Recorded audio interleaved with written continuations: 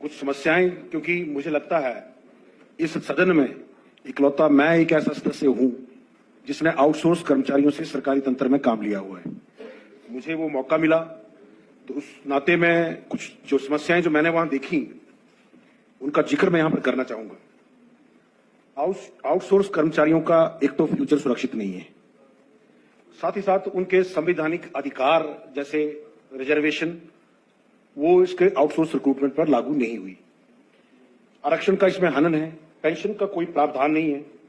और जैसा मेरे से पहले माननीय सदस्य विनोद जी ने भी कहा, जो शोषण की अधिकारी के घर में एक आदमी भेज दो, मुझे भी ऑफर दिए ठेकेदारों ने कि 2 आदमी अपने पास रख लो, 10 मैं भर देता हूं। तो ये फैक्ट है, जो सच्चाई है वो सब जानते हैं, जो यहां बैठे ये भी जानते हैं। उसके बाद जब कोई काम करती बार किसी आउटसोर्स कर्मचारी के साथ दुर्घटना हो जाए तो उसको मुआवजा देने का कोई प्रावधान नहीं है। परंतु आउटसोर्स कर्मचारी जो है वो अपने आप में एक देवता है। क्यों? क्योंकि उनको बीमार होने का अधिकार नहीं है, ना उनको हम सिक लीव देते, ना उनको कोई अपनी आकस्मिक परिवार को, उनकी समस्या भी कोई नहीं होती परिवार में, क्योंकि हम उनको सीएल भी नहीं दे रहे, बीमार होने की स्थिति में भी नहीं दे रहे, उनका परिवार का कोई सदस्य बीमार हो तो भी कुछ नहीं दे रहे। तो डराते हैं उनको फिर अधिकारी लोग कि ऐसे काम कर नहीं तो तुम्हारे पर सर्विस रूल का हवाला देकर उल्लंघन करा के हम तेरे पे एक्शन ले लेंगे।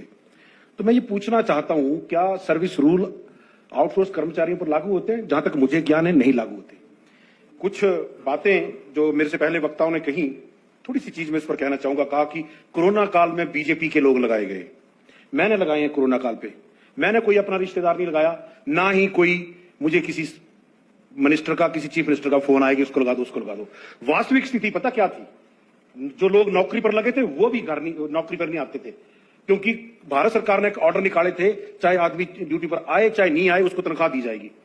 मैंने अनेकों कर्मचारियों को मेमोरेंडम निकाले कि ड्यूटी ज्वाइन करो, समस्या हो रही है, मरीज आ रहे हैं, कोई नहीं आता था। फिर मैंने ही ये सुझाव दिया था कि हमें मैन पावर बढ़ानी पड़ेगी, मेरे पास कमांडर बहुत हैं, आदेश देने वाले बहुत हैं, मुझे आगे लड़ने वाले फौजी चाहिए, मुझे लोअर स्टाफ चाहिए। मैंने ये सुझाव दिया था सरकार को, और सरकार ने मेरे सुझाव को मानकर आउटसोर्स कर्मचारियों को भरने की परमिशन दी। 1.5-2 महीने तक कोई भी नहीं आया, और फिर जिनको भरा वो पता कौन लोग थे कि डॉक्टर साहब मेरे को बड़ी जरूरत है नौकरी की, मैं यहाँ पे इकलौती लेडी यहाँ रहती हूँ, मैं विधवा हूँ, मेरे घर में माँ बाप बीमार है। जो उस खतरे में भी जिन लोगों ने इस मानवता का साथ दिया, आज हम उन लोगों के साथ ये क्या कि उनको बाहर निकाल रहे हैं कि ये बीजेपी के लोग थे। मुझे गर्व होता है अगर ऐसी बात है वो बीजेपी के लोग थे, तो बीजेपी के लोग ने कम से कम उस वक्त मानवता को बचाने के लिए काम किया। आप लोगों की तरह भाग नहीं गए। बात कहते हैं कि जब असलियत मालूम ना हो, बात कुछ और चलती हो तो उसमें फिर राजनीति की बात कहेंगे, ये गलत है। माननीय अध्यक्ष जी, मैं आपसे भी इस बात पर संरक्षण चाहूंगा कि आप निर्देश जारी करें, जब प्रस्ताव की बात हो रही है तो उसमें राजनीति की बात ना की जाए। तो कृपया करके इस बात का सब ध्यान रखें। कुछ सुझाव मैं देना चाहूंगा, और यह भी मैं दावा करता हूं, आप बोलते रहिए इस सदन में, आप कभी भी आउटसोर्स कर्मचारियों के लिए ऐसी कोई पॉलिसी नहीं बना पाएंगे जो उनको स्थायी रोजगार दे। इसका कारण बताता हूं। अभी हिमाचल में आपके पास 45 से 50 हजार आउटसोर्स इंप्लॉई हैं, जिनको इस तरीके से भरा गया, ना कोई गवर्नमेंट का प्रोसीजर फॉलो हुआ है, ना प्रॉपर एडवर्टाइजमेंट, ना इंटरव्यू, ना प्रोसीजर, ना सिलेक्शन। कोर्ट कभी भी उनको रेगुलर नहीं होने देगा, और अगर आप रेगुलर करने की पॉलिसी बनाएंगे भी तो 6,33,505 बेरोजगार कोर्ट में खड़े होंगे। और लोकतंत्र में हमेशा larger interest of the public देखा जाता है, ना कि individual interest of the public.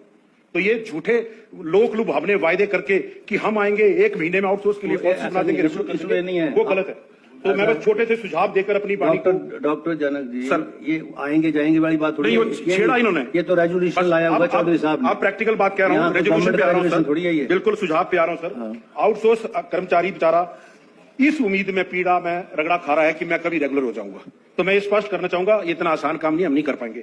सुझाव मैं देता हूं आपको, सुझाव आप क्या कर सकते हैं उनको राहत देने के लिए? मिनिमम वेजेस एक्ट लागू करें। साहब एक मिनट सुन, बैठो जरा। सुझाव आप ये जो इन्होंने बोला है इस पर दो जी, कि भाई उन्होंने बोला हरियाणा की तर्ज पर ऐसी पॉलिसी बनाई जाए जहां जिससे आउटसोर्स जैसे उन्होंने बनाया उसी एनोलॉजी पर यहाँ काम करो। तो आप वो बोलो ना कि जो चौधरी साहब ने बोला वो ठीक है। और इसमें की लीव रूल लागू करें, मिनिमम वेजेस एक्ट लागू